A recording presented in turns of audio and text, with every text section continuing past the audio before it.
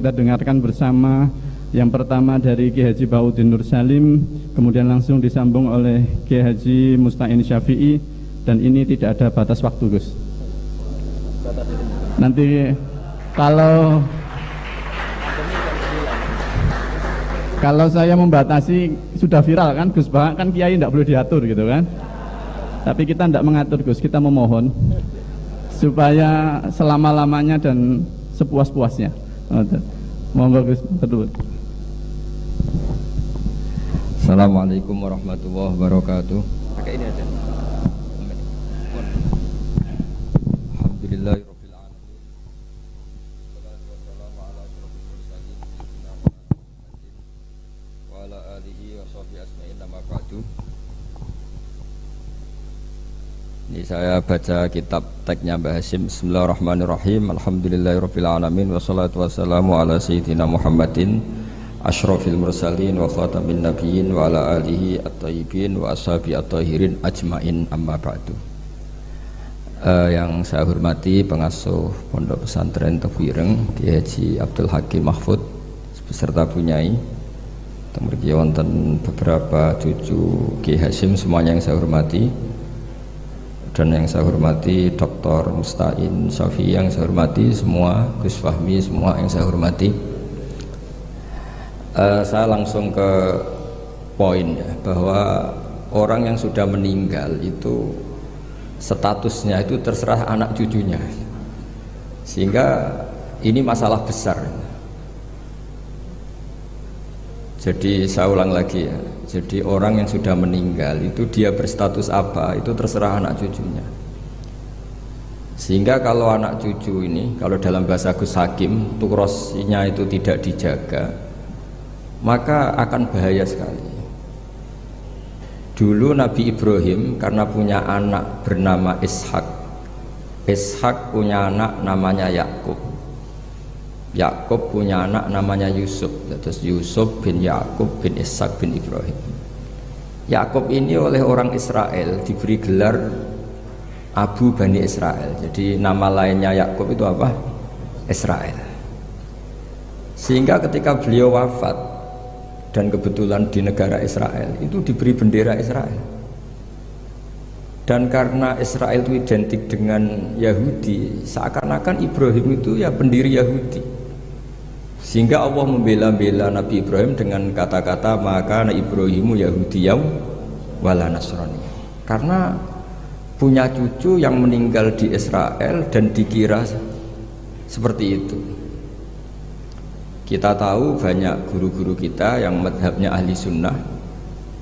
Kalau menurut PBNU ditambahi ahli sunnah an-nahdiyah itu.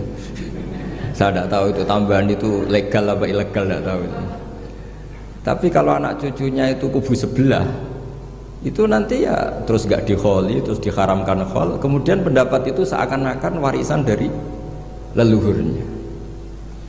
Sehingga kalau dalam tradisi orang-orang Arab dulu, kama tasyarrafa bi Muhammadin adnan. Jadi orang itu mulia bukan berdasar mbahnya, tapi berdasar cucunya. Ini perlu dicatat ya. Bukan kayak orang Jawa, keramat munut, gandul apa? Keramat. Saya yakin andaikan Mbah Zubair tidak punya putra sebesar Mbah Mun, mungkin yang datang ke kholnya juga sedikit. Orang juga nggak bahas lagi Mbah Zubair. Baru kaca punya putra Mbah Maimun, punya murid Mbah Sahal dan yang lain-lain, orang bahas lagi Mbah Zubair. Andaikan Mbah Hasyim tidak punya murid sekali bertokoh-tokoh kayak Mbah Siddiq, abahnya Kiai Haji Ahmad Siddiq, Kiai Satori di Cirebon dan beberapa kiai termasuk Mbah Dowi, mungkin orang juga gak bakas Mbah Hasyim.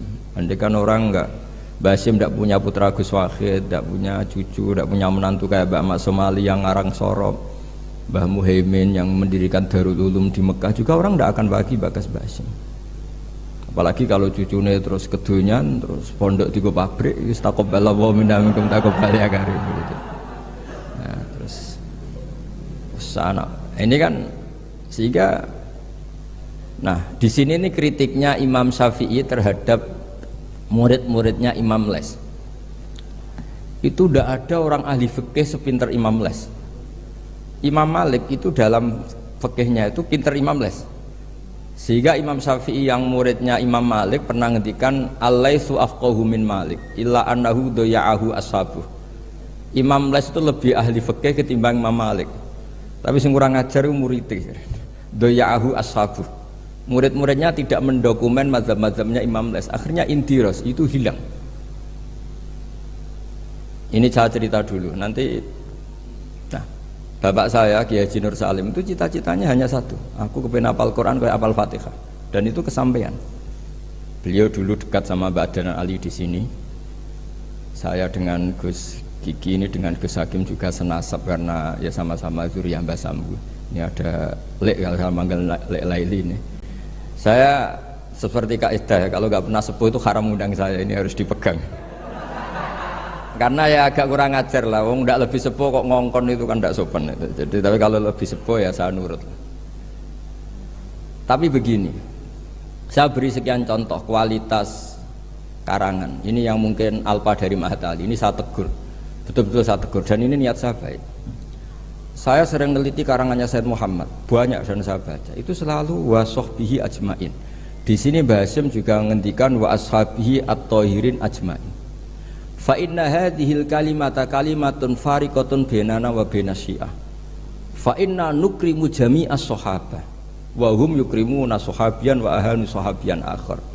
Itu harus disarai, jangan menjadi monoton ajmain. Saya ngaji di mana-mana selalu pakai khutbah yang konvensional wala ali washabi asmain. Selain males dia khutbah sing engkek, juga gak tipikal orang engkek. Meskipun saya bisa bahasa Arab. Karena ajma ini kalimatun fariqah. Bahwa yang membedakan kita dengan kelompok itu adalah kita menghormati semua sahabat. Sehingga Mbah Hasyim ketika mengatakan ajmain dengan energi yang luar biasa, bukan monoton ajmain. Nah sekarang banyak santri yang bilang ajmain itu mergo hafalane mau ajmain. Maksudnya piye ya ora roh. Pokoknya ngarepe nun rabbil alamin mursalin ajmain. Itu santri kriminal ya. Itu harus ditobatkan ya. Kalau saya jadi gurunya, jadi Pak Musta'in itu tidak saya luluskan di Mahatali. Karena ngelafatkan ajmain orang Jawa itu ora paham. Jadi ajmain itu kalimatun fariqah bainana wa bainas syiah fa inna nukrimu jami'as sahabat. Jadi semacam maklumat. Semacam apa?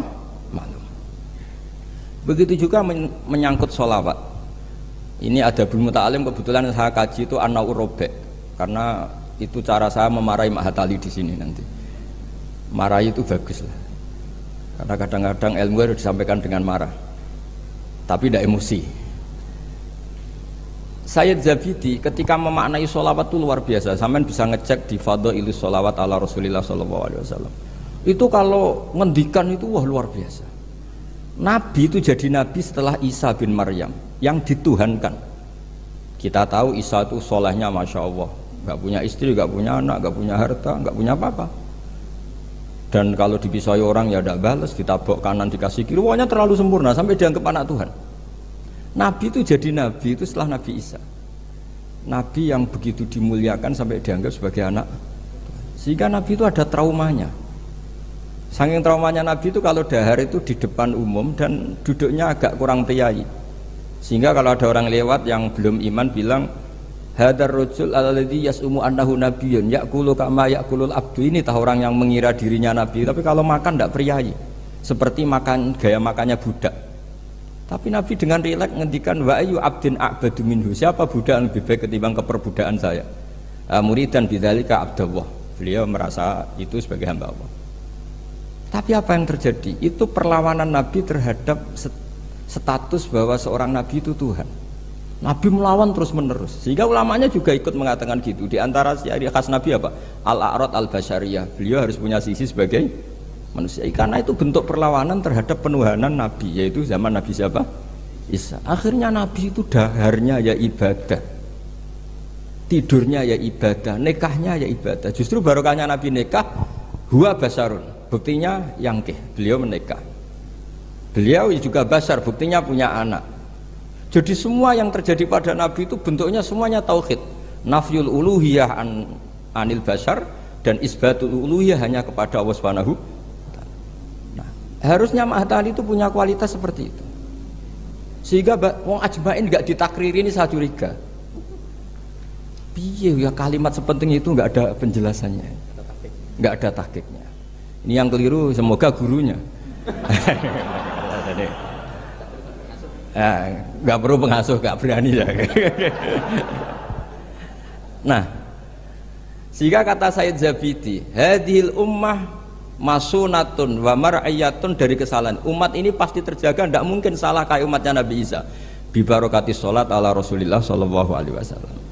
Cara berpikir gimana? Begini, Allahumma itu Tuhan, ya Allah saya minta sholli, berikan sholawat terbaikmu ala Muhammad, sehingga Allah tetap posisi pemberi, apapun hebatnya Nabi itu penerima, sehingga jelas aturan mainnya, engkau pemberi, Rasulullah apapun hebatnya penerima. Dan ketika kita bilang Allahumma sholli afdollah sholat, sholawat terbaik engkau kasihkan sama hamba terbaik engkau, sehingga jelas ini Tuhan, ini hamba terbaik. Dengan sholawat maka umat ini tidak akan menuhankan kanjeng Nabi Muhammad SAW apapun sempurnanya Nabi. Nah ini sekarang banyak orang sholawat tuh pakai target 1000 khasiatnya gini, 100 begini. Oh itu juga kriminal menurut saya. Dalam konteks ilmu ya, jadi dalam konteks mujarrobat atau primbon itu bagus. Tapi kalau dalam konteks ilmu itu tersangka. Ini kata Said Zabidi, bukan kata saya yang ngarang kitab Ithaf. Dan kita tahu Mbah Hashim ngaji sama Mbah Mahfud. Mbah Mahfud punya abah juga gurunya Mbah Abdullah, Mbah Abdul Manan. Nah, Mbah Abdul Manan ini orang yang lazama Sayyid Zabidi Sohibul Ithaf. Itu luar biasa. Saya mohon ilmunya Mahatali seperti itu. Sehingga kata Sayyid Zabidi, wa Muhammadun wa in jalla qadru yahtaju ila sholatihi ta'ala. Apapun hebatnya Nabi, jalla qadru tetap butuh pada Allah. Dan itu jadi bagus karena Allah pemberi, Nabi penerima. Artinya hadil ummah tidak akan terjadi penuhanan terhadap Nabi Muhammad sallallahu alaihi wasallam bi barokatis sholawat. Dengan pemahaman seperti ini.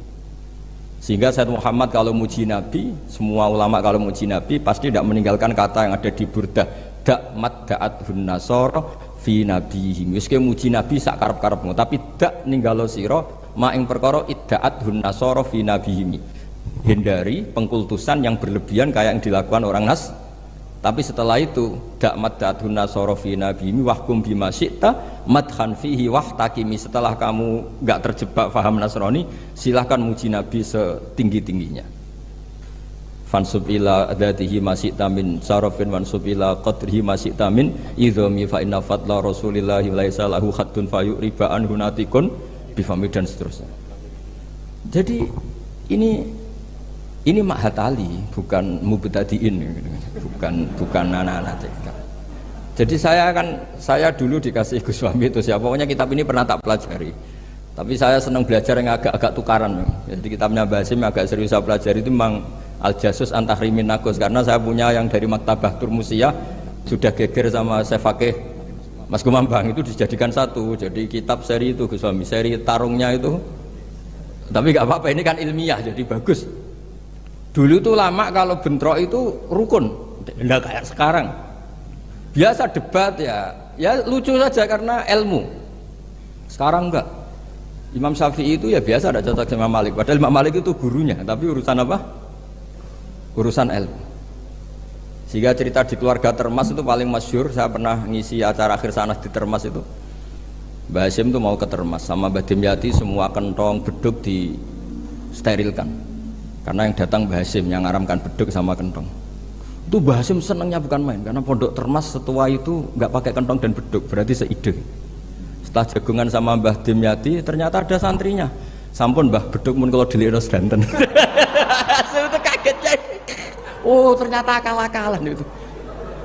Saking lugunya santri pas masih jagungan sama Mbah Hashim. Sampun kalau dilihat sedanten Mbah, kentong kalian beduk mau aman, tapi Mbah Hashim sudah di situ. Saking lugune, saking gobloknya terserah lah. Dan itu dulu nggak masalah. Dulu nggak masalah. Karena penghormatan pada ilmu. Abu Hanifah itu tidak pernah kunut. Imam Syafi'i ketika sholat di masjid Abu Hanifah tidak kunut. Ikroman di hadzal madhab. Saya memuliakan madhabnya Abu Hanifah. Jadi saya mohon kualitas ilmu itu dijaga, terutama yang semacam maklumat. Kayak tadi Mbah Hasyim bilang wa ashabihi at-thayyibin ajmain. Kata ajmain itu penghormatan. Kata at-thahirin juga penghormatan. Ciri khas ahli sunnah adalah berpendapat kullu ashabi rasulillah udulun. Semua sahabatnya Nabi itu adil. Entah Bani Umayyah sekalipun itu adil. Sehingga Imam Bukhari meriwayatkan kadang ya dari Abi Sufyan, dari Muawiyah. Dan itu Mbah Hasyim terang-terangan nyifati ashabihi at-thahirin. Nah, jadi ini maklumat, lagi-lagi gak ditahkiki ini. Ya, jadi ini rekor sih. Ya, sudah tahu ini kemana. Pokoknya saya ngomong saja, biar punya kegiatan. Loh, karena ini majelis ilmu, sehingga saya agak kasar lah, karena ini majelis ilmu. Jadi orang itu harus, makanya dibak berjanji itu punya kualitas luar biasa. Itu juga karena maklumatnya. Misalnya ada orang yang memahami mbah-mbahnya Nabi itu begini, dijawab oleh dibak berjanji oleh Simtudurar bahwa mbah-mbahnya Nabi luar biasa. Wa kaifala wa sayyidul akramu sallallahu alaihi wasallam wasitatuhul muntaqah. Nabi itu orang suci, nggak mungkin berpindah-pindah ke rahim yang najis. Nanti Nabi ikut mutanajis. Jadi walam yazalillahu subhanahu wa ta'ala yang kulunin wa aslabi tohiroti ila arhamis tohiroti sakit hatta akhrajan yawah min baini abawaya wa huma lam yaltaqiya ala sifahin qad hafidhal ilahu karomatan di Muhammadin abahul amjada sonal ismihi tarakus sifaha falam yusim. Itu maklumat saratun saronurun nubuwati fi asariri hurorihimul bahaya wa badara badruhu fi jabini jadihi abdil muttalibi wabnihi semua itu maklumat. Nah, sebuah karangan kayak Mbah Hasyim itu harus semuanya maklumat. Jadi ketika beliau Mbah Hasyim menghentikan adabul alim, orang alim itu banyak, tapi harus punya adab. Jadi orang dulu itu kalau ngendikan kualitasnya itu luar biasa. Ya hanya sederhana sebenarnya bilang ajmain, tapi kualitasnya luar biasa. Atau bilang Allahumma sholli ala Muhammad, kualitasnya luar biasa. Allahumma itu pemberi, Muhammad penerima, sehingga nggak akan terjadi menuhankan Muhammad. Terus sama ulama diteruskan dengan menambahi sifat al-a'rad al-basariyah. Jadi dugaan saya dan saya berkeyakinan Nabi Muhammad ketika dahar di depan umum dengan Nabi Isa yang sedang sholat itu afdol Nabi Muhammad sedang dahar, karena dengan dahar itu ada nafsur rububiyah. Beliau memaklumatkan diri bahwa saya tidak Tuhan. Nah, ini di sini kenapa Allah muji Nabi Muhammad kadang dengan pujian yang sederhana. Wa ma arsalna qablaka minal mursalina illa innahum la ya'kuluna at-ta'ama wa yamshuna fil aswaq. Karena akluhum at-ta'am adalah maklumat bahwa beliau-beliau tidak Tuhan. Karena sampean sing mangan kan mergo lesu. Gak jelas untuk apa, atau mumpung gratis. Gak ada ibadahnya sama sekali gitu. Gak ada ibadahnya sama sekali. Tapi kalau seorang nabi dahar di depan umum itu maklumat. Makanya mal masih ibnu Maryam illa rasul qad khalas min qablihir rusul wa ummuhu siddiqah kana yakulani tu'am. Loh, orang sebesar nabi loh hanya diberi status ini doyan makan. Loh, itu kalau ada orang alim, misalnya ada orang alim alama, Dr. Musta'in itu suka makan, itu kan tidak madeh. Tapi kalau seorang nabi itu madeh, karena dengan makan itu sama dengan nafyur rububiyah. Sehingga Nabi Isa disifati Allah kana yakulanit. Nah ini cerita-cerita jaga kualitas apa? Ilmu, ma'atali. Jadi ya sudah seperti saya di sini, jauh-jauh dari Rembang ke sini, ini jaga kualitas adab. Wong diutus cucunya Mbah Hasyim. Tapi tidak tahu kalau keseringan yang nyuruh yang agak dolim enggak itu.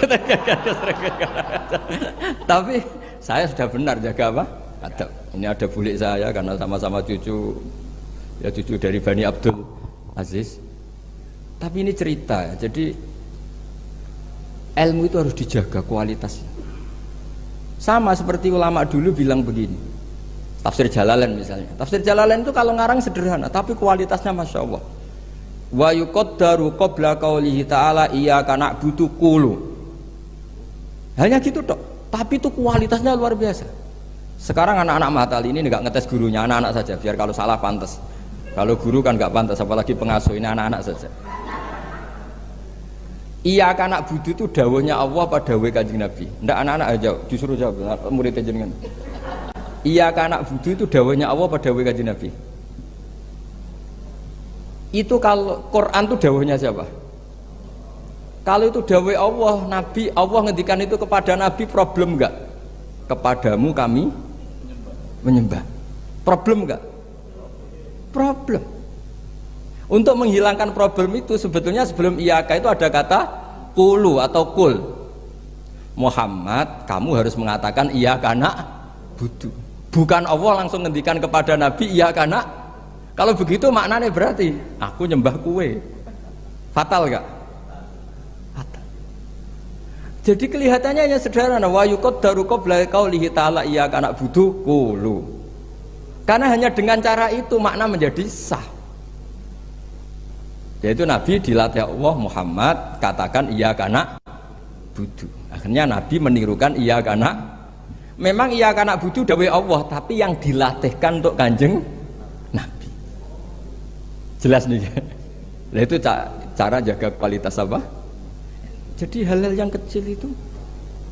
Begitu juga koma atau fasal. Alhamdulillahilladzi anzala ala abdil kitab wa lam yaj'al lahu iwaja qayyima.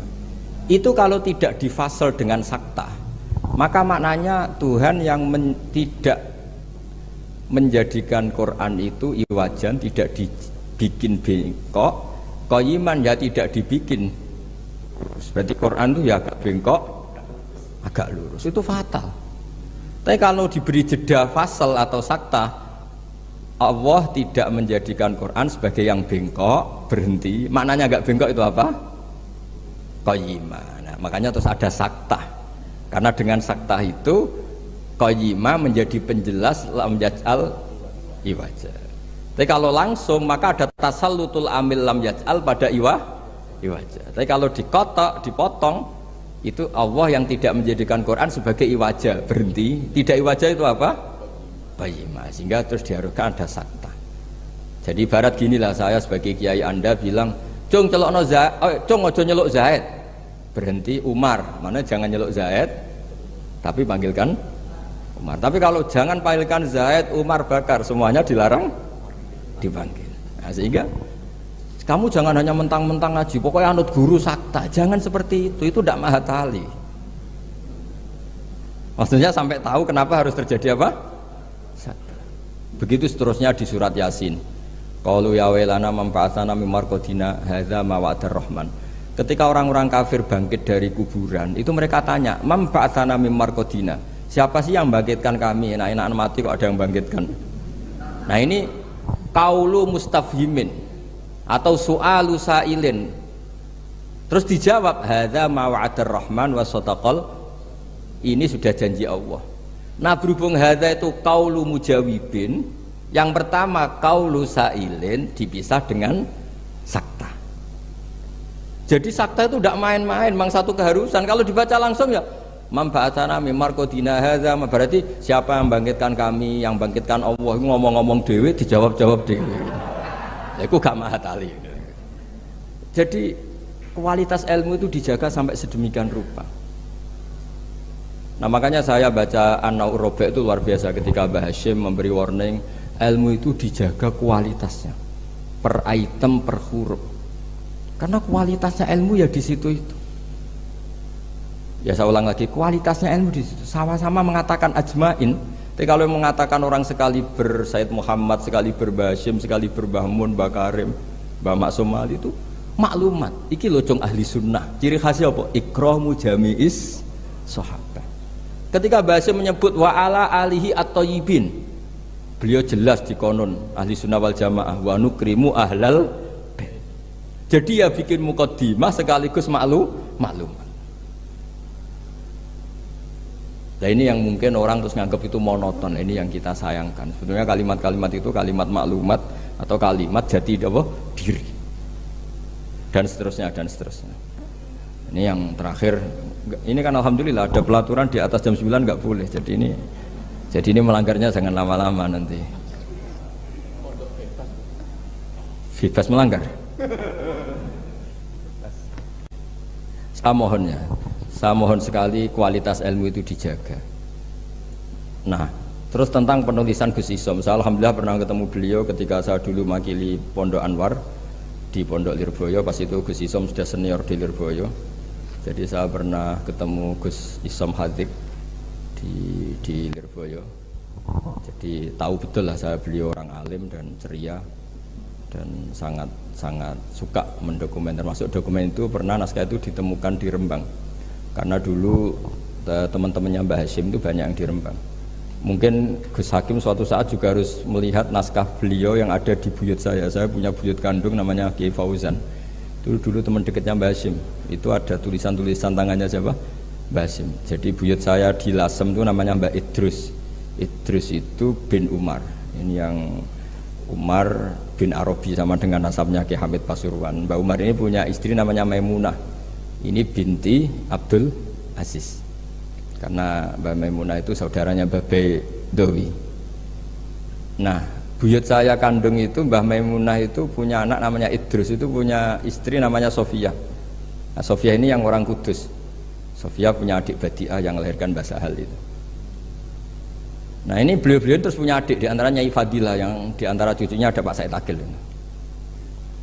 Tapi singkat cerita, di situ itu Gus Hakim itu ada tulisan tangannya Mbah Hashim ketika memberi ijazah baca Sahih Muslim, Sahih Bukhari, dan tulisannya Mbah Hashim. Sehingga kalau mungkin tim bisa ke sana, itu di Sarah Muslim, sarahnya Muslim Imam Nawawi itu ada tulisan tangannya Mbah Hashim. Itu tanda tangannya begini, kata bahu bibananihi muhauqilan wa musabbihan, mem gini Hashim Asy'ari. Jadi beliau kalau nanda tangan itu diberi tambah, saya menulis ini bersamaan dengan membaca tahlil dan tasbih, muhauqilan wa musabbihan. Saking religiusnya Mbah Hashim. Jadi beliau kalau di kitab saya itu milik buyut-buyut itu. Sehingga saya alhamdulillah sekarang sambung sama Gus Hakim, sambung sama Gus-gus di sini. Saya senang sekali. Kalau ngeritik itu tidak ngeritik, tadi yang ngomong saja lah, supaya karena tadi Mbah Hashim ngaji sama Mbah Mahfud. Maksudnya di antara gurunya Mbah Mahfud selain Syekhona Khalil, dan Syekhona Khalil fi akhir hayati ketika Mbah Hashim baca Bukhari, beliau datang ke sini kila istafada minhu sebagai bentuk pengakuan kalau Mbah Hashim adalah tokoh yang luar biasa. Sehingga hadara majlisahu syaikhuhu, ketika beliau ngajar Bukhari itu Syekhona Khalil pernah datang ke sini ke Tufir. Nah, saya berharap kualitas ilmu itu seperti itu. Baca sholawat itu adalah bentuk penghormatan kita kepada Rasulullah SAW, bahwa beliau mendapat sholawat terbaik dari Tuhan yang Maha Esa. Tapi sekaligus maklumat, kita tidak akan kecelakaan kayak yang dialami orang apa? Nasrani. Karena jelas Allah pemberi, Nabi penerima. Apalagi ditambahi abdika wa rasulika, tambah maklumat bahwa apapun hebatnya Nabi tetap abdu. Sehingga sifat terbaik Nabi apa? Abdullah. Sehingga ketika peristiwa Mi'raj sedahsyat itu Allah nyifati subhanalladzi asra bi abdihi. Nah, dengan cara-cara seperti itu kita menjaga kualitas ilmu. Tapi kalau kita tidak mengingatkan itu, ya dikira itu lafaz yang monoton, yang copy paste, yang klise, yang biasa. Maka ini sebelum saya ngakhiri ini, saya baca yang An-Na'u. Ini kitab saya yang beda sama halamannya mungkin sama jenengan, tapi nggak apa-apa lah. Apa? Enggak, yang anak-anak kan punyanya yang ini. Anak-anak punyanya yang apa? Yang dimiliki anak-anak? Oh, ya kalau yang di cetakan Irsadusari itu halaman 46, tapi kalau yang di cetakan ini pokoknya ikutnya An-Na'ur Rabi'. Tidak, supaya ngerti betapa Mbah Hashim ingin santri-santrinya itu detail.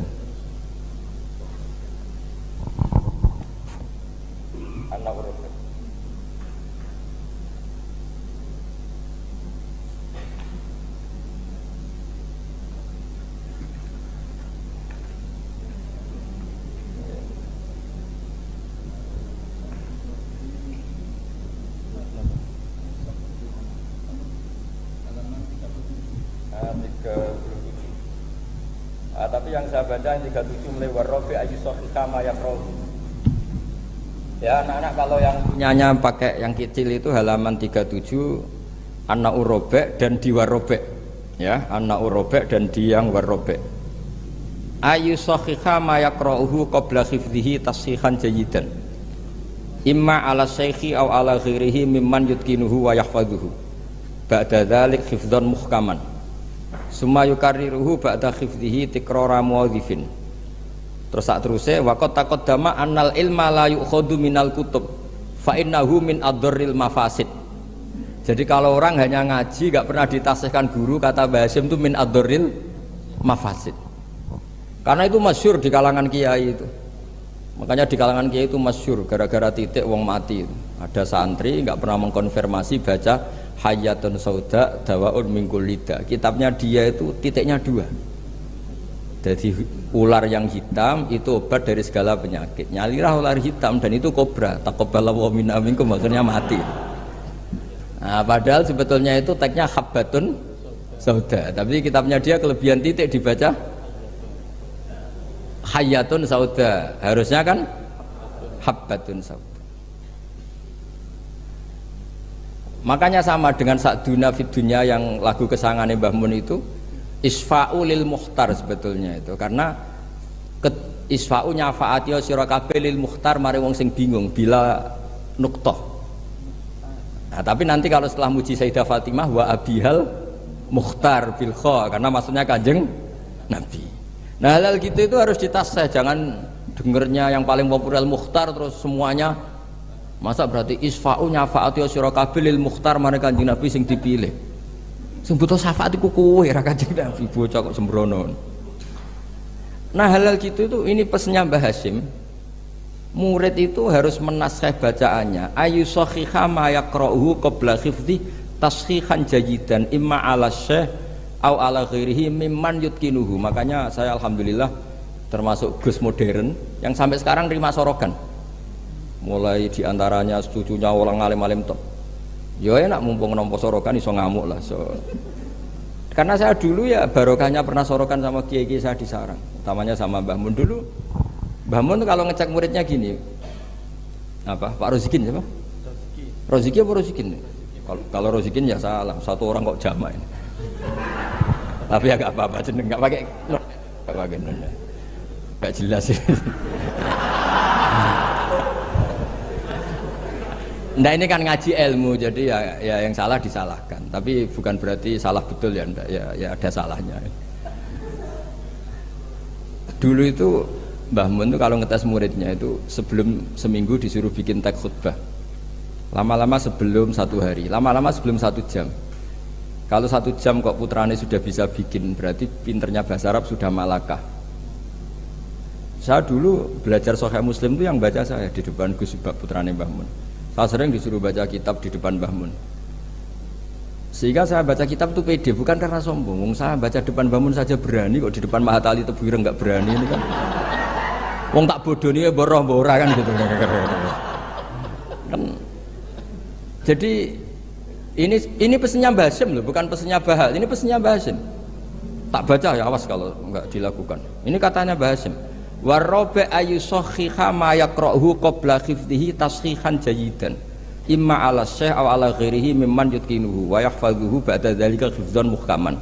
Summa yukarriruhu ba'da hifdhihi. Takrara muwadhifin atau tikrara muwadhifin, sama itu masternya. Wala yahfadzu syai'an qabla tashihihi li'annahu yuqi'u fit tahrif.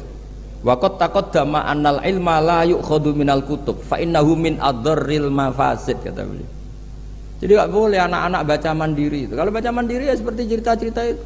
Lam tardiman ditanyakan gurunya. Gus maknane lam tardiman apa? Bareng tak delok jebule bab khat lam tarodaman. Diabrak dadi sitok macane apa? Lam tardiman. Jadi lam taro rane ngali sapa mar'ah daman ing getih. Oleh takok Gus lam tardiman maknane apa? Bingung kene kan. Piye?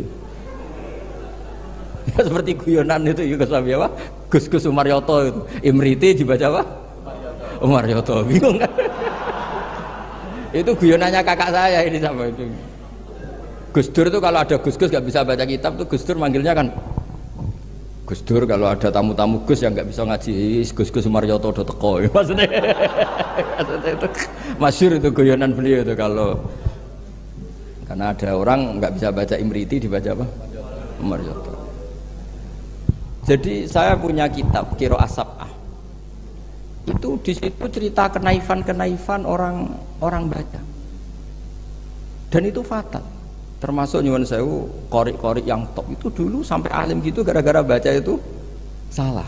Sama gurunya dibenahin, terus dia sumpah-sumpah tidak datang ke gurunya sebelum alim alamah mengalahkan gurunya. Ini bagus kata Hasim. Jadi orang tuh gak boleh meyakini bacaannya sendiri sebelum ditasihkan ke guru. Itu kata beliau ad-darril mafasid. Karena tadi takutnya apa? Habbatun sauda dawaun min kulli da. Dibaca hayatun sauda dawaun min kulli da. Dan itu banyak cerita-cerita gitu tuh banyak. Makanya kalau guyonan kiai Jawa itu wal jarodi lan lawang. Muridnya protes, "Mbah kula gak ada makna iku walang." Lah ya walang sing nemplek lawang mergo wis kadung isin. Terus kadung isin. Watini lan alu. Ini yang cerita Mbah Mun bukan saya. Mbah, guru kula kok maknane elo, Mbah. Lah iya wit elo kena go alu. Asline wis isin. Wal ardi lan bom. Gurine bingung wal ardi kok bom. Bareng didelok jebule bumi dia. Ribet kan? Jadi harus ditasihkan. Yang saya pernah ngalami sendiri bukan jari itu, saya dulu ketika di madrasahnya Mbah Mun itu sekolah. Itu bab nyarai baca sarahnya Arba'in. Faman mengkote sapani wong saraka nyolong sapa man albedota anduk. Aduh gurune paling bingung. Cung mosok beda maknane anduk. Jebule endok tulisannya kan. Karena tulisannya sama. Nah, ini bagus ini kata Mbah Hasyim ini min ad-darril mafasid. Nah, termasuk asal usul di karangnya nahwu juga karena itu. Ada orang Arabi kila datang ke Sayyidina Umar, wakila datang ke Sayyidina Ali. Si jelas Arabi tadi bilang gini, "Ya Umar, ya Amirul Mukminin, kalau Allah saja agak ngurusi Rasulnya apalagi saya." Terus lima ada kenapa? Terus dia baca innallaha bari'um minal musyrikina wa rasuli, dia baca dengan apa? Jer. Berarti Allah tidak ngurus orang musyrik juga agak ngurus Rasulnya. Terus masyhur tuh Sayyidina Ali ngutus Abul Aswad Ad-Du'ali kila Yahya bin Ya'mar disuruh ngarang bab ataf. Jadi pertama nahwu dikarang itu bab ataf. Nah, ternyata Abul Aswad Ad-Du'ali juga punya trauma. Sebenarnya kan bacanya wa rasuluh menjadi istinaf. Inna wa bari'un minal musyrikin wa rasuluhu yubari'un aidon. Nah, Imam Abul Aswad Ad-Du'ali juga punya trauma. Putrinya itu yang masih muda, masih anak-anak, ketika mengagumi perbintangan bilang ma ahsanus samai. Terus Abul Aswad Ad-Du'ali jawab ya nujumuha. Karena dengan dibaca seperti itu maknanya menjadi pertanyaan, langit itu yang baik apanya, Bah? Ya nujumuha. Allah innama ajibtu min husniya, saya ini kagum, langit begitu baik. Mestinya bacanya ma ahsanas sama, duhai begitu indah. Tapi dia bacanya ma ahsanus samai. Jadi artinya kalau bacaan nggak benar itu ya tadi min ad-darril mafas. Jadi ini pesannya Mbah Hasyim. Jadi kata beliau apa ini waqad taqaddama annal ilma la yukhadhu minal kutub fa innahu min ad-darril mafasid. Makanya nyuwun sewu sampai ada aliran wahdatil wujud, ada aliran-aliran menyimpang. Kadang takbirnya ya ada di Ihya, di Futuhat Makkiyahnya Ibnul Arabi, tapi mereka baca tanpa guru sehingga ditakwil dengan khayalnya sendiri. Makanya man ta'alama bila sayhin fasayfuhu syaitan. Jadi Mahatali sini harus ekstrim. Jangan main-main. Ini fatwanya Mbah Hasyim menyebut min ad-darril mafasid. Bayangkan kalau gurunya min ba'dil mafasid. Wah, itu kan malah fatal lagi kan? Minal fasid akhoda minal fasid wa akhoda minal fasid. Nah, dikira induannya juga pas. Makanya kembali tadi statusnya Mbah itu terserah anak cucunya. Terus saya pernah Gus Hakim itu pernah saya di Palestina apa Israel lah terserah istilahnya. Ke makamnya Nabi Dawud itu nangis loh. Karena mereka bilang King David dan dikemuli bendera Israel. Ya coba misalnya ndak ada Quran, kita ndak punya Quran, pasti bilang Nabi Dawud itu Yahudi dengan atribut seperti itu. Ya dengan atribut seperti itu. Makanya Nabi Ibrahim itu luar biasa karena bejo di cucu Nabi Muhammad SAW yang dapat Quran yang membebaskan Ibrahim dari tujuan Yahudiyah maupun Nasraniyah. Terus diumumkan maka anak Ibrahim Yahudiyah wala Nasraniyah. Loh kenapa sampai ada ayat itu? Karena Nabi Ibrahim itu dikelola mereka. Berarti disetatuskan oleh mereka, dan mereka itu Yahudi. Artinya nasib anak cucu, nasibnya mbah sudah meninggal terserah anak cucunya. Misalnya nyuwun sewu loh, mbah saya itu misalnya orang alim. Wong alim biasanya kan rodok keramat lah. Biasanya terus tanah akeh. Emang buyut saya tanah akeh. Mbah Hasyim juga tanahnya banyak. Mbah Wahab juga tanahnya banyak. Terus anak putune ora iso ngaji, orang nganggep iku barokatul ilmi, dhisik mbahku iku kedonyan, mulane warisane akeh. Ya ribet loh. Ribet gak kira-kira? Ya dia ndak punya ilmu, mau apa coba? Mbahku dhisik kedonyan, kerja keras, buktine warisane akeh, ya ono sapi, ono pitik. Berarti mbahku penggemar pitik. Ribet. Tapi nak ngaji, mbahku seneng pitik, mergo suarane pitik ku tasbih. Mbahku seneng sapi, sapi ku an'am. Guling-giling nikmati Allah. Lho Mbah Mun nganti sepuh itu masih punya wedhus sing rumah tuh kanca kula, nganti sepuh wedhuse kathah. Mergo mamin nabiyyin illa wa qatra al-ghanam, ndak ada nabi kecuali. Nah, artinya apa? Nak misalnya anak puture ngalim, kan mesti dicapel ngono. Jebule abahku seneng wedhus. Jadi gara-gara ralim kan mesti macane nganggo ilmune. Wah, Mbah Hasyim mau pinggir pabrik gula, jadi cara berpikir ekonomis, golek daerah, ya ribet. Lah kok Mbah Hasyim mondok Mekah dari Mbah Hasyim seneng plesir, buktine taune Mekah, ribet. Mbah Agep kerja ning Bin Laden, wah ribet. Jadi Mbah iku nasibe gantung. Nah, ini melani Gus Isom luar biasa, beliau ya tadi seperti kata tadi nulis terus diurip-urip meneh. Hidung ya jelas ya. Wong ini ngamuk sinten ya ora jelas, pokoke ngomong ngono ae sus. Kowe salah paham ya karepmu, ora karepmu, pokoke niki ikhlas wonten mawon pokoke. Mboten maksud kula niki kula dari anak Gus Hakim dikek hak ngamuk, dadi ya sudahlah. Ngamuk itu butuh majelis. Jadi ya memang seperti itu. Coba nyuwun sewu beberapa orang top. Itu kan yaminna. Orang tahu semua lah, Sarah itu istrinya Nabi Ibrahim. Itu sak dhuwure bunyai, zaujatun Nabi. Tapi sing wani nganggo jeneng Sarah itu rata-rata wong non muslim. Akhirnya seakan-akan Sarah itu figur yang non. Boleh sekali-kali neng-neng itu anaknya jeneng anu Sarah. Ben bunyai Sarah. Sing mulang kitab Sarah. Ikuti kata bunyai. Dan ya lu yo Nabi. Gara-gara yang pakai mereka seakan-akan ya kubu.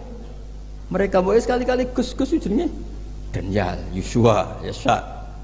Jadi status itu karek anak putu.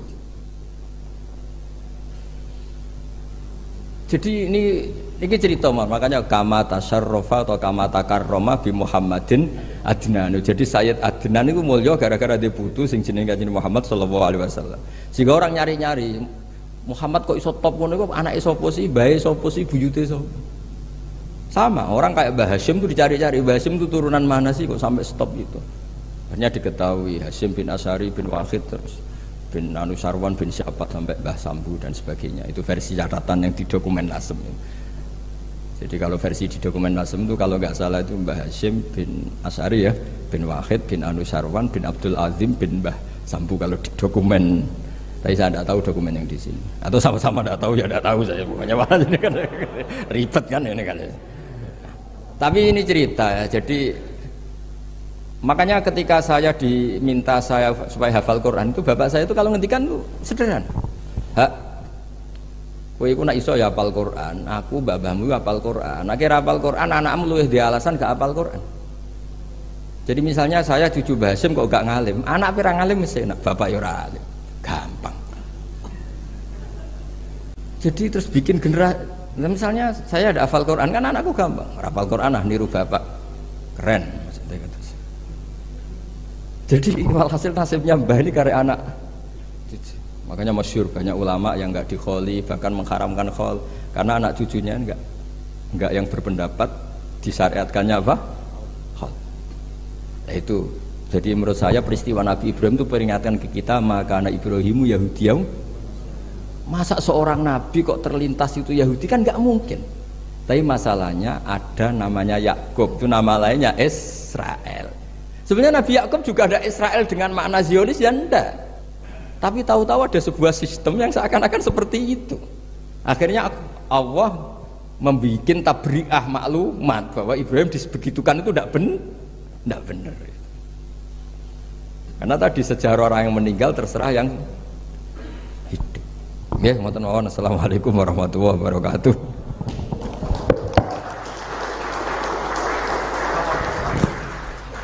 Wah, enak-enak yang kedua. Ngoten iki men protokol.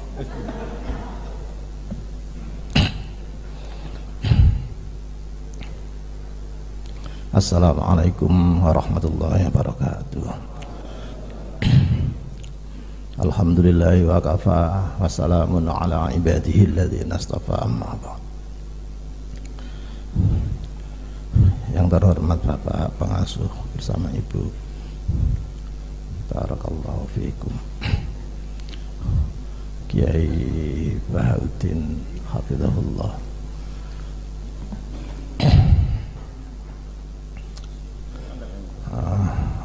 Ibu Bapak sekalian yang kami hormati.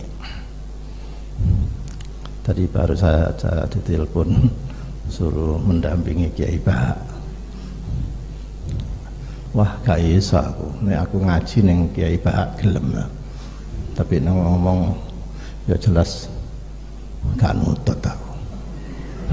Bainas sama wa sumber minyak. Nek bainas sumber kecetek Gus, kurang menjero maneh tembang. Mas-mas yang di tepi ireng wis bosen mendengarkan saya bicara adabul alim ini. Tahun 2003 itu sudah diterjemah oleh Mas Lukman, santri tepi ireng, dan saya sendiri yang beri judul Menjadi Bener dan Pinter tahun 2003.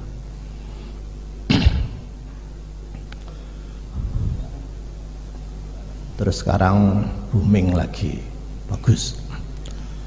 Sama dengan kitab Al-Allamah Hasyim Asy'ari, peletak Wadhi'ah Labina Indonesia, itu zaman almarhum Kiai Yusuf Hasyim.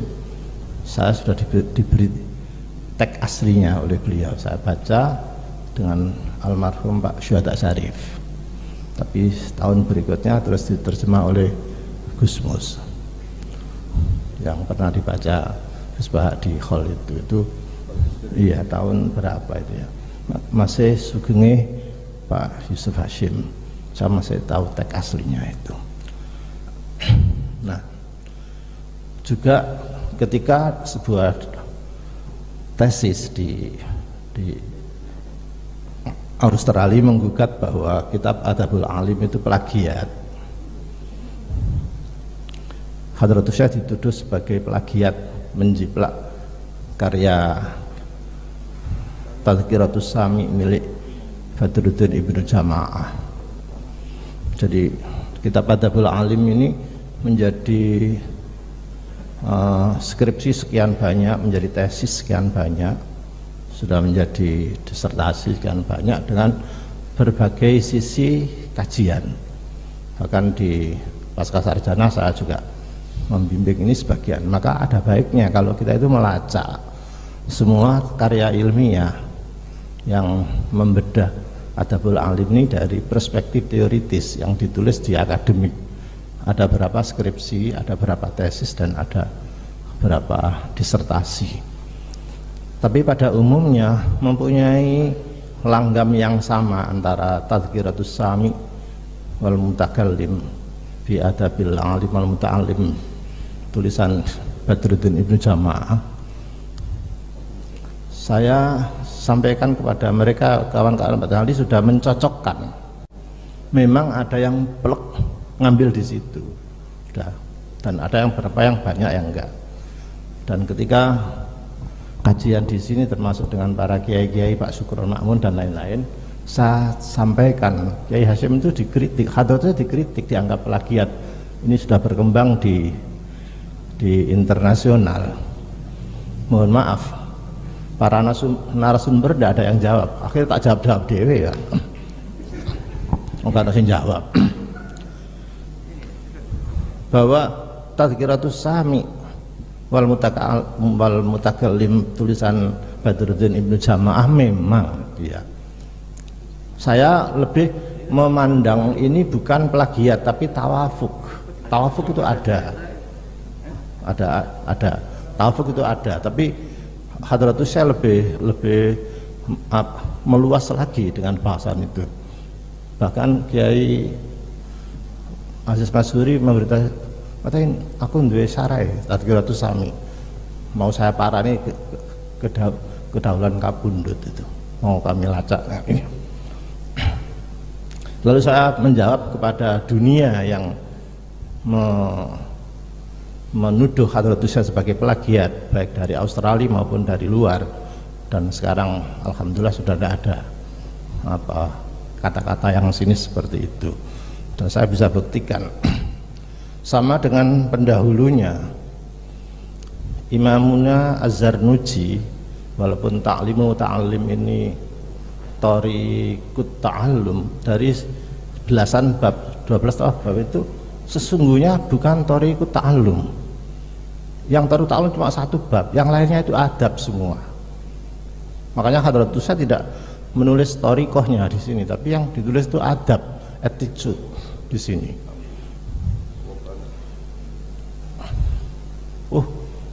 Kalau begitu, tradisi ulama-ulama dulu itu bukan metodiknya yang dipakai, bukan metodiknya, tapi adabnya.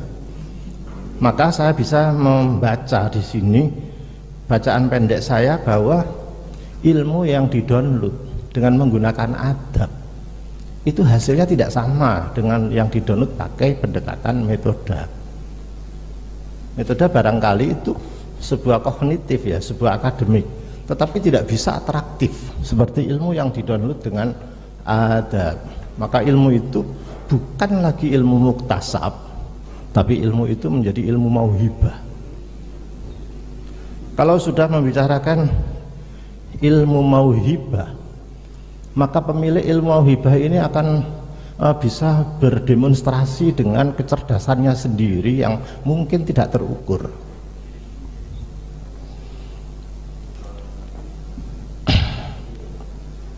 Saya ambil contoh satu aja. Anu Gus, napa niki terbatas Gus, jenengan la ompo tadi.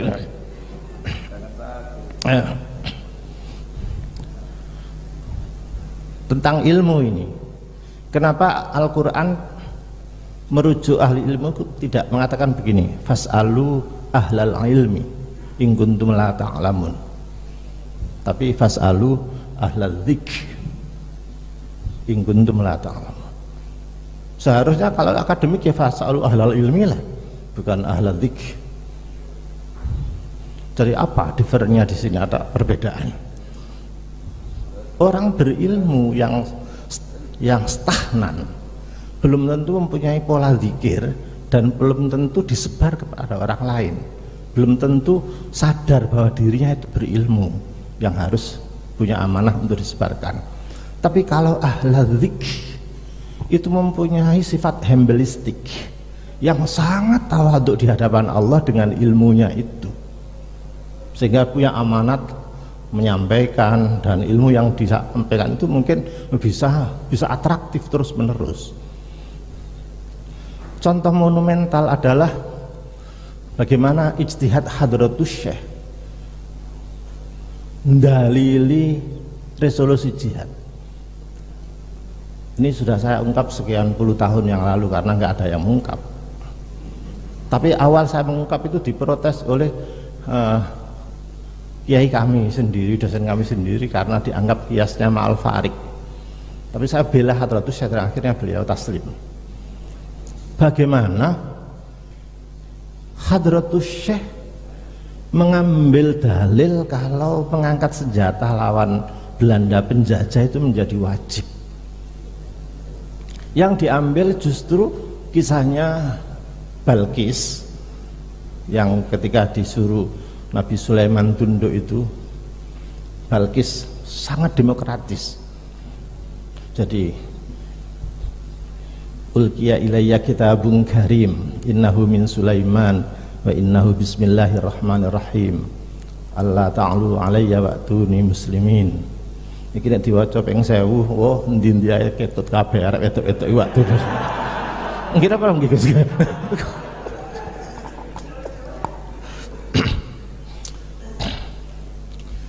Bayangkan sudah digambarkan bagaimana demokratisnya Balkis. Cobalah, ayyuhal mala aftuni fi amri. Coba, perbedaan malak itu penggede istana, penggede. Kalau kaum ya kaum itu masyarakat umum, makanya di malak. Bagaimana seorang ratu demokrasi itu? Aftuni fi amri ma kuntu qati'atan amra hatta tashhadun ni. Ojo nang kok didukani kari Gus Pak engko. Ana khatae soalé. Dan model-model ngono ku akeh kan itu buang kok. Akhir demi kofiah kan ada kan. Nah, yang namanya malak ya sudah gini-gini kasih hadiah. Subhanallah, ini yang tidak masuk akal bagi saya. Belum ada ulama yang istidlal kerusakan yang dipakai oleh yang dilakukan oleh Belanda itu ini. Innal muluk idza dakhalu qaryatan afsaduha wa ja'alu a'izzata ahliha adillah. Ketika saya menyampaikan ini, Balkis itu menuduh Sulaiman itu muluk itu akan menjajah begini, afsaduha wa ja'alu a'izzata ahliha adillah wa kadzalika yaf'alun. Saya digugat oleh guru kami. Kalau begitu kan kiasnya ma'al farik. Bagaimana Sulaiman yang muslim di padakno karo Belanda yang penjajah. Ngapunten Yai, kira-kira begini, Hadratus Syekh itu membaca ilat ma'al farik itu bukan kepada formalitisnya, tetapi pada substansialnya.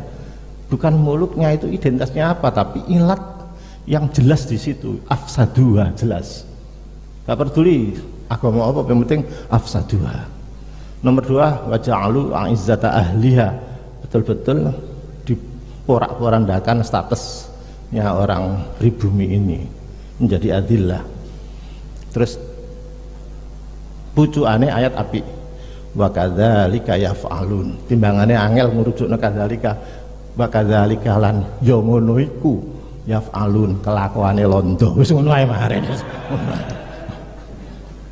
Timbangane engko ifsad ja'al anu aizzah ada wis kesuwen wis ya ngono iku kelakuane londo, wis ngono gampang wis. Nah, begini ini kalau tidak ilmu mau hibah gak bisa. Piye carane? Disiplin usul fikih sampean delok siapapun kalau ada farik sedikit, kiasnya itu dicatat ma'al farik. Tapi khadir itu saya tidak mau tahu. Ini menjadikan pedoman. Bahkan begitu fatwa itu muncul, lalu diadakan fatwa susulan tentang teknik seberapa jarak, bagaimana fikih ibadah yang rukhsah menggunakan radius masafatul qasr ditransfer menjadi fiqhul jihad. Lenti ana ulama-ulama ngono. Nek saking kontroversi ini pemikiran yang induktif betul. Tidak iso.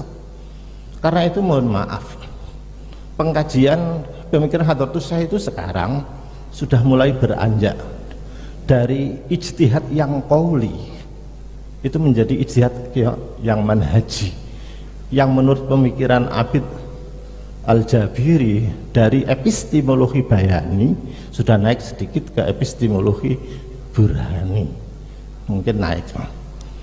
Teori falsifikasi proper nggak apa atau proper barang mas, balik ke sini nanti hilang lagi nanti kan.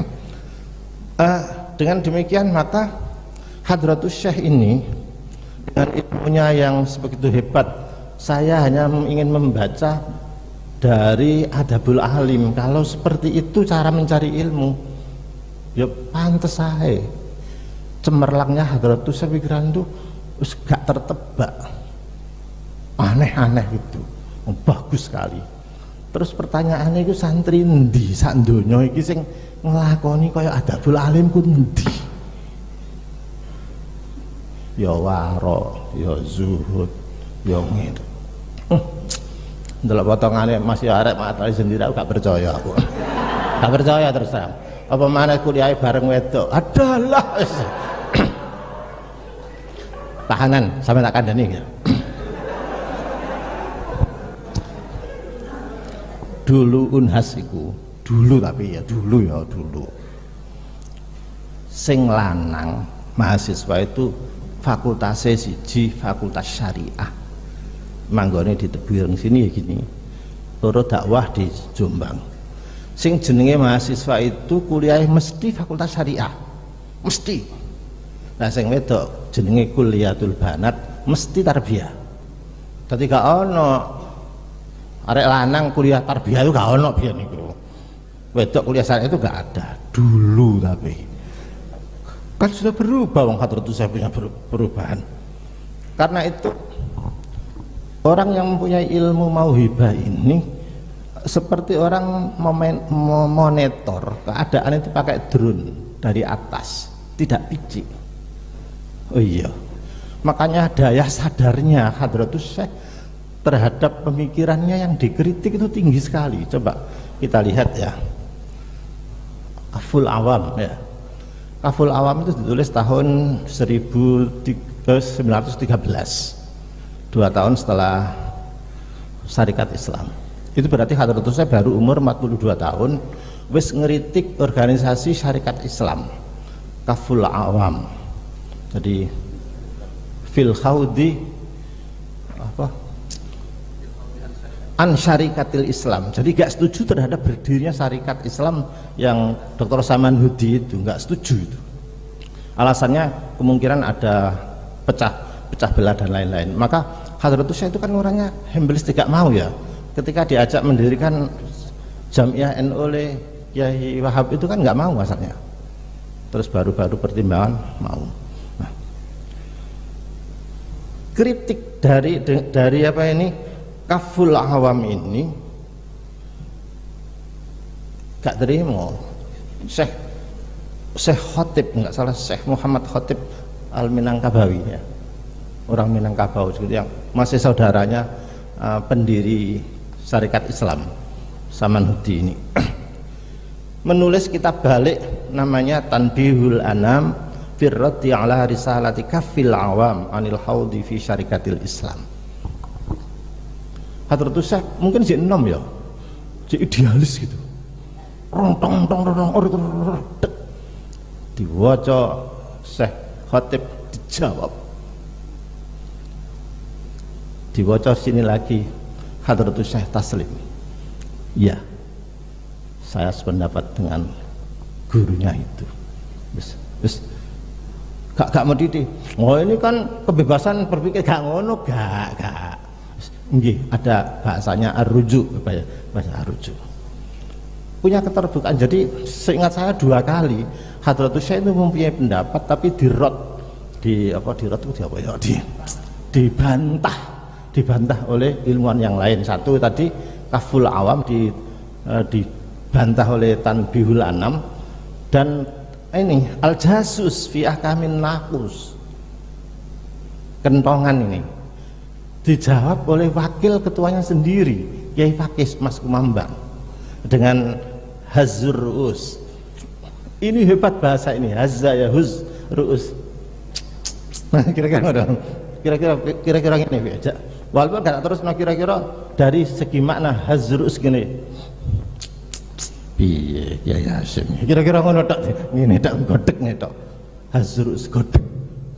Nah, itu fi raddil jasus an tahrimin naqus. Ketika Hadratus Syekh menerima jawaban ini pada musyawarah para kiai, itu dibacakan, ini Kiai Fakih sudah menjawab seperti ini dan silahkan itu pendapat. Jadi terbuka sekali Hadratus Syekh itu. Tidak pernah ngotot mengatakan dirinya itu benar, paling api ya. Itulah ketawaduannya benar. Bagus. Dari mana hal-hal seperti itu? Kayaknya karena pendekatan adab itu, maka beberapa pintu dibuka oleh Gusti Allah sehingga mendownload situs Tuhan itu yang melugur. Itu tidak hanya ilmu yang normal saja, tetapi ilmu hebat turun kabeh. Aku cari tahu mesti gak dipercaya uang yo. Iya susah. Ya piye ya. Nah ini Pak Yai Muhsin itu tahu, Yai Sobari itu. Yai Sobari tahu cerita bahwa di cedek makam di Komplek P itu ono padang-padang didelok, ono sing delok niku cedek P makam niku tibake Hadratus Syekh itu ngaji ngulangi Gus Yakub.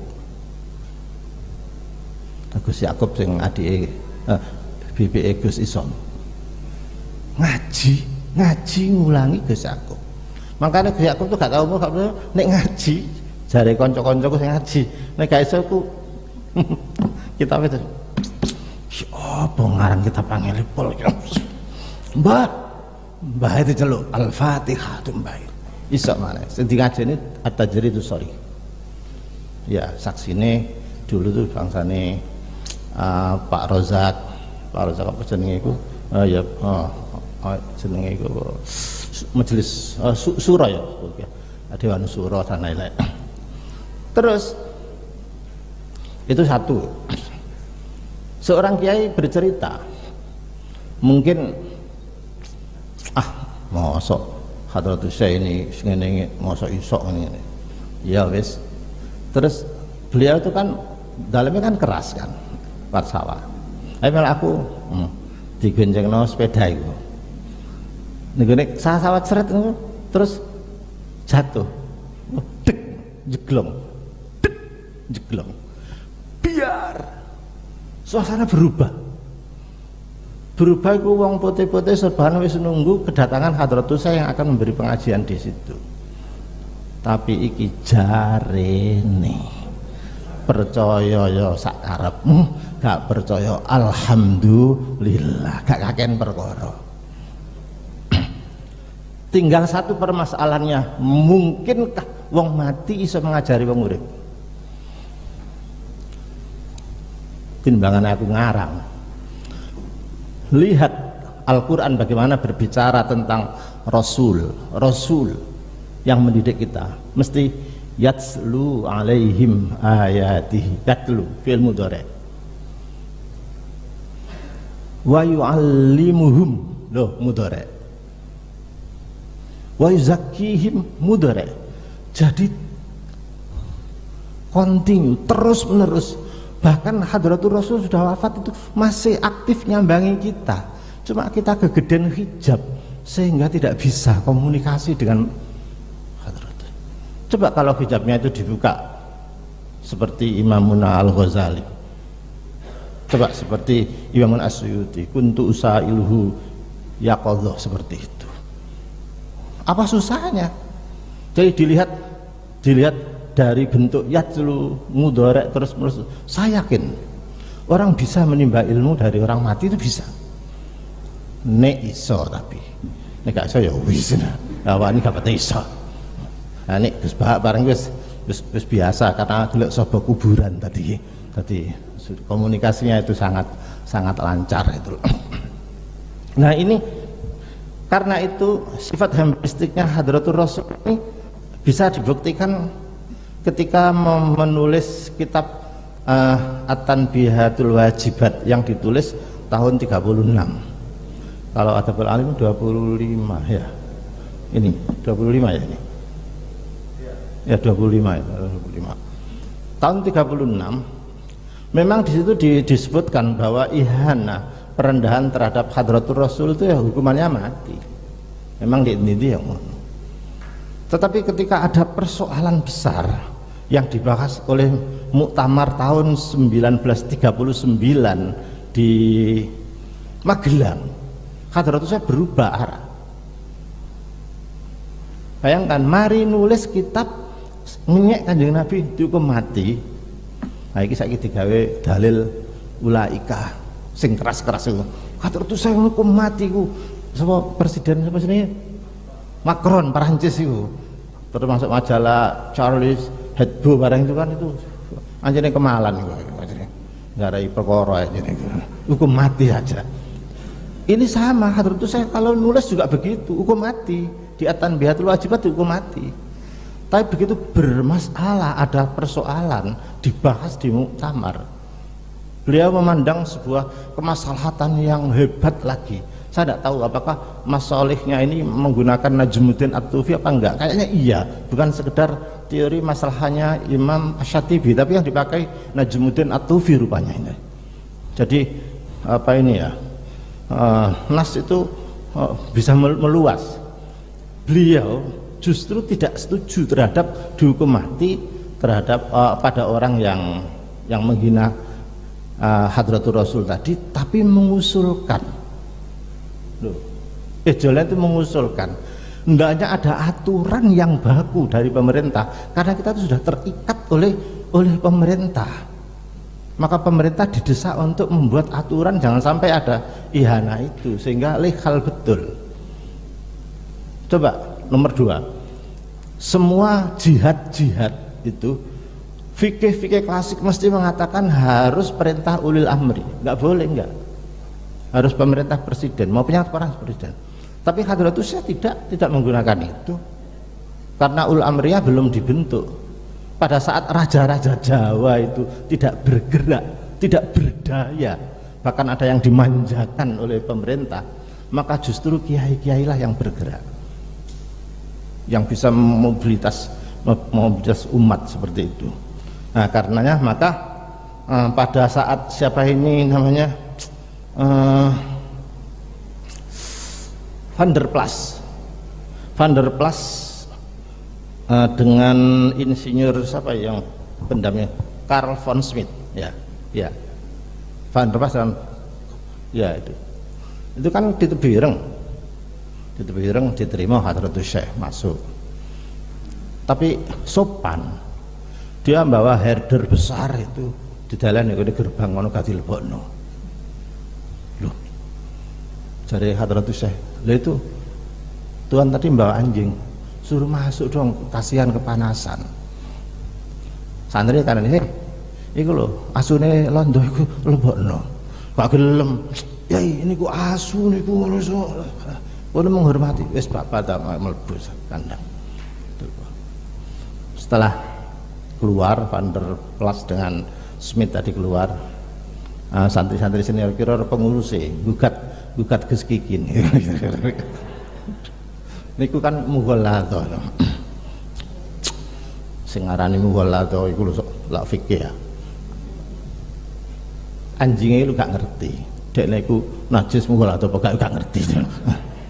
Malahan anjing saiki iku justru kerimbatnya itu per kerimbat 600.000. Kalau paling sampune orang ngaring paling.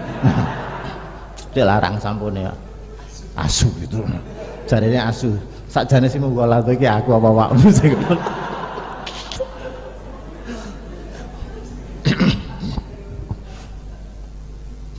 Begitu berani menyampaikan pendapat ke Hadratus Syekh.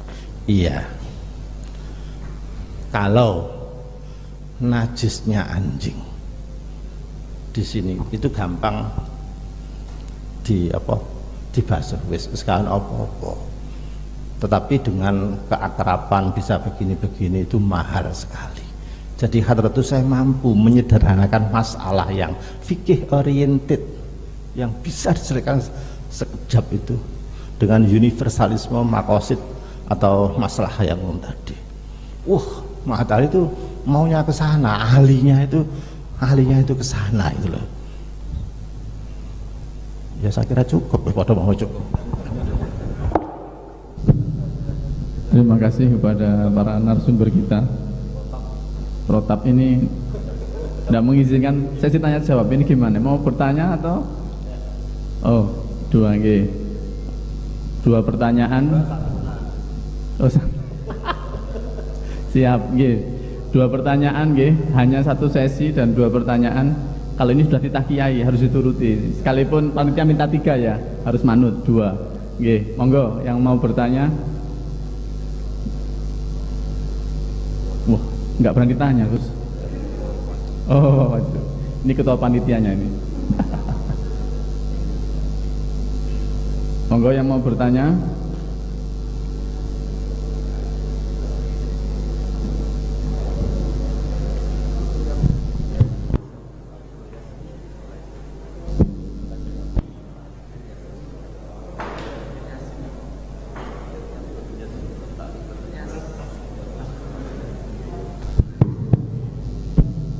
Baik.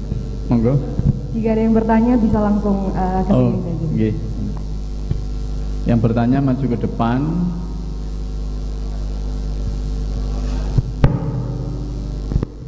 Dimohon kepada segenap hadirin yang ingin bertanya kepada beliau, kami beri batasan maksimal 2 soal dalam satu kesempatan ini. Bisa mendatangi sumber suara di depan, sebutkan nama dan asal dari mana. Silakan kepada para ustadz mungkin, Itu. para pembina, monggo. Ya. Boleh. Bisa mendatangi di depan atau dari santri, mahasantrinya silahkan. Ada. Ya, monggo.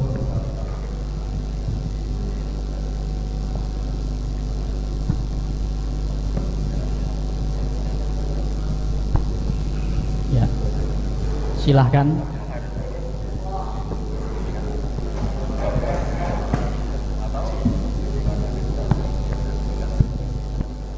Assalamualaikum warahmatullahi wabarakatuh.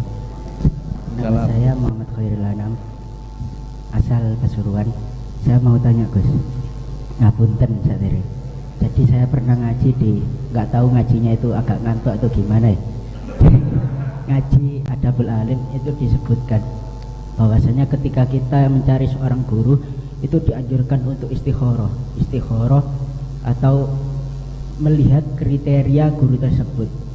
Jadi problemnya kali ini hampir semuanya mungkin ya, ini yang saya lihat di mana-mana pun itu karena ada sistem madrasah atau sekolahan, orang itu ketika ngaji nggak tahu gurunya itu udah diistikharoi kepingin ngaji ke ini, akhirnya salah Gus. Jadi ditetapin ngajinya sama ini, jadi nggak tahu sistem keilmuannya gimana, kita anggar ngaji aja gitu Gus, anggar ngaji. Jadi nggak tahu apa beliau itu alim atau enggak karena udah ketetapan dari suatu madrasah tersebut, ketetapan dari suatu lembaga tersebut, nggak tahu pasnya gurunya itu Mas. Jadi gurunya nggak benar, muridnya apalagi gitu. Nah, kalau Mbah Hasim dulu habis dari ya ini tahqiq ke ya ini, tahqiq ke ya ini gitu. Jadi nonton niku tes. Betul. Nggih. Satu lagi? Nggih, satu lagi. Satu lagi. Yang sebelah sana mungkin? Oh iya itu. Masnya yang tunjuk tangan. Bisa langsung ke sini? Oke, baik.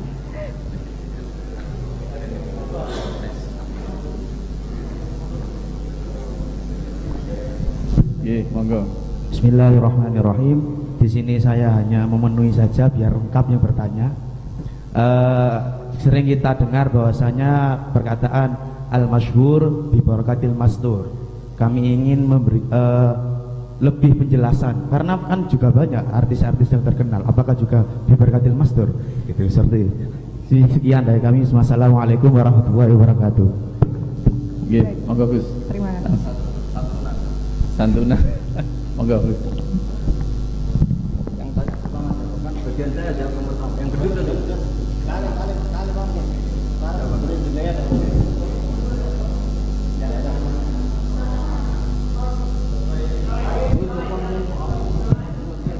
Untuk soal pertama atas nama dari Mas Khairi. Hoi. Hoi yang kedua dari Mas Choi. Nah, Yang kedua Mas Rizky Mas dari Rizky. Mojokerto. tadi ada Choi itu maksudnya bagaimana ya? Oh gitu, baik silahkan Gus. Disumugaken. Nah, itu enggak berdasar suudzon tuh tanya. Nah itu kan redaksinya Mbah Hasyim hanya ngendikan yang bagi ya, sebaiknya anjurannya kalau milih guru itu ya di istikharah. Itu konteksnya itu final tabasal amr, di mana-mana istikharah itu ketika iltibas. Tapi kalau sudah gurunya jelas, pondoknya jelas, sanadnya jelas, saran saya malah tidak usah istikharah. Dulu ketika beberapa teman ditunjuk kiai untuk nikahi dalem, itu mau istikharah kiainya tersinggung, nanya aku berarti bu istikharah ini. Jadi itu lazim saja Mas Khairi gitu ya. Kalau istikharah itu fima idzal tabasal amr, di mana-mana istikharah itu untuk hal-hal yang mirip iya mirip tidak itu. Tapi kalau sudah jelas ya enggak. Masa saya ngaji bangun istikharah dulu sama Mbah Hasyim istikharah dulu. Nah kalau sama ini istikharah dulu. Nikah juga gitu. Kalau jelas cantik nasabnya jelas enggak usah istikharah. Kalau gendut keriting lah itu harus istikharah.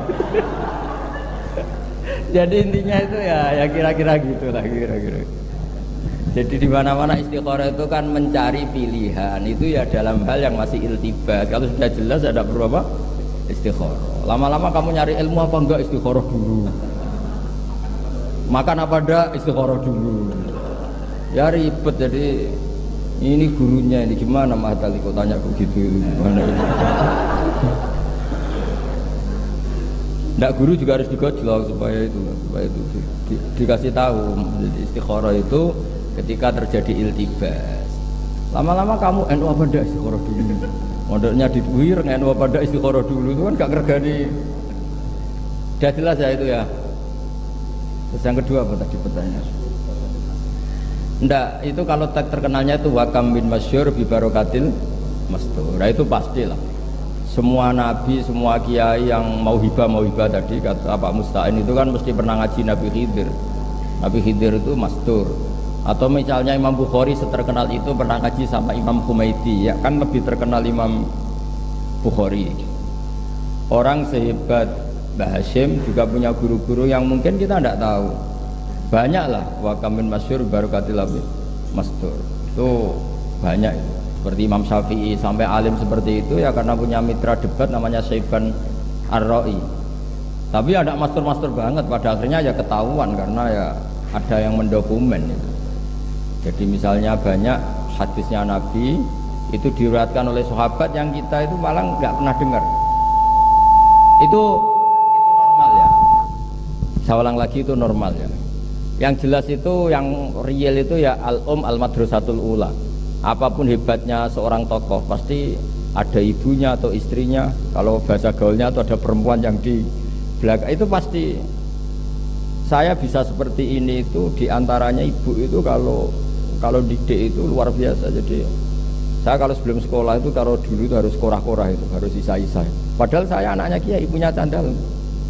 Karena beliau ingin menanamkan wong nak mangan ya tanggung jawab, butuh isa-isa dhewe. Sampai sekarang saya sudah jadi kiai itu ya masih keterusan.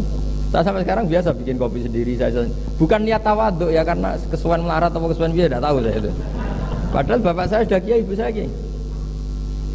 Jadi ajaran yang mastur itu penting. Jadi dulu misalnya ulama siapa saja, Imam Syafi'i punya mitra debat namanya Syaiban Ar-Ra'i. Nabi Musa pernah ketemu Nabi Khidir. Terus Imam Ahmad bin Hanbal bisa sekuat itu dia punya teman yang nasihati beliau. Nanti kalau kamu disiksa karena mengatakan Quran itu kalam qadim, kamu tenang saja. Aku itu kata orang itu tadi, teman ketemu di jalan tapi bukan teman akrab. Aku itu maling, demi bodoh ini dipukuli biasa, padahal demi bodoh ini demi maling. Kamu demi hak harus lebih berani katanya. Itu kata Imam Hamal, walam yazal atulah, saya selalu mendoakan dia karena nasihatnya dia itu sangat luar biasa. Jadi kalau di wali abdal itu kan mesti ada wali yang kumul, wali apa, makanya masyhur wa kamim masyhurin bi barokati apa mastur. Itu normal lah. Jadi dulu semua kiai itu pasti punya teman debat dan itu kadang-kadang orang biasa. Yang masyhur yaitu tadi Imam Syafi'i itu punya mitra debat namanya Syaiban Ar-Ra'i. Itu secara lahir dia ya penggembala ya, tapi kalau Imam Syafi'i datang ke situ tuh debat berjam-jam Dan itu luar biasa namanya Syaiban apa? Ar-Ra'i. Jadi saya mohon itu normal sekali karena tadi rubba asa akhbar madbu'in bil abwab law aqsama 'ala Allah la barrahu. Jadi banyak orang yang secara lahir itu ditolak di mana-mana, tapi sebetulnya orang ini sekali ngendikan itu didengar oleh langit.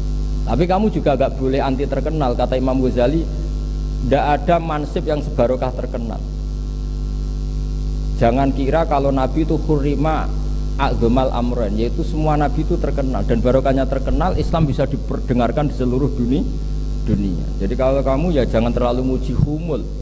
Awalu hadad din al-ilam. Pertama Nabi jadi Nabi apa? Pertama yang dilakukan adalah memaklumatkan diri kalau beliau adalah seorang Nabi. Dan ketika sebuah kebenaran, apa yang diharamkan? Kitmanul ilm. Jadi kamu ya jangan terus muji yang humul. Terkenal itu juga barokahnya banyak, karena kitman itu diharamkan. Dan ketika seorang nabi jadi nabi, pertama kewajibannya apa? Membuat pengumuman at-tahaddi bin nubuwah, memaklumatkan diri kalau beliau adalah seorang nabi. Jadi ya seperti itulah, yang penting seimbang. Tapi yang penting pesan saya tadi itu loh, kalau bilang ajmain itu jangan kayak wiridan. Itu maklumat dari seorang Mbah Hasyim Asy'ari bahwa ciri khas ahli sunnah adalah ikramu jami'is sahabat. Terima kasih. Kita sampaikan terima kasih jazakumullah khairan katsiran kepada Ki Haji Bahauddin Nur Salim, kepada Ki Haji Musta'in Syafi'i yang telah memberikan luar biasa kepada kita, sampai enggak usah disimpulkan sendiri, malah salah nanti menyimpulkannya. Akhirnya marilah kita tutup bedah kitab kali ini dengan ucapan hamdalah alhamdulillahirabbil alamin. Ini ijazahnya sekarang oke. Ini nanti kita diberi ijazah oleh Gus Bahak, tapi hanya orang tertentu Gus nggih. Nggih. Dibagi nggih. Matur nuwun segala perhatian, mohon maaf atas segala kurangan. Hadanallahu wa iyyakum ajmain. Wallahul muwaffiq ila aqwamit thoriq. Wassalamualaikum warahmatullahi wabarakatuh.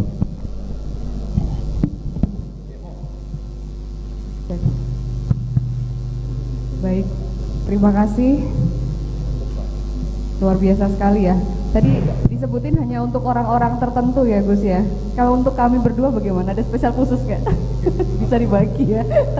Baik, kalau begitu kita lanjutkan ke berikutnya. Alhamdulillah, semoga selaksa mutiara penuh hikmah dan tetesan samudra ilmu yang tersimpan di balik pesan-pesan religius beliau tadi tersemat di lubuk hati kita bersama, senantiasa mengiringi langkah kita dalam kehidupan nyata untuk menjelang hari esok yang lebih bahagia. Amin ya rabbal alamin. Hadirin dan segenap tamu undangan yang berbahagia, perlu kita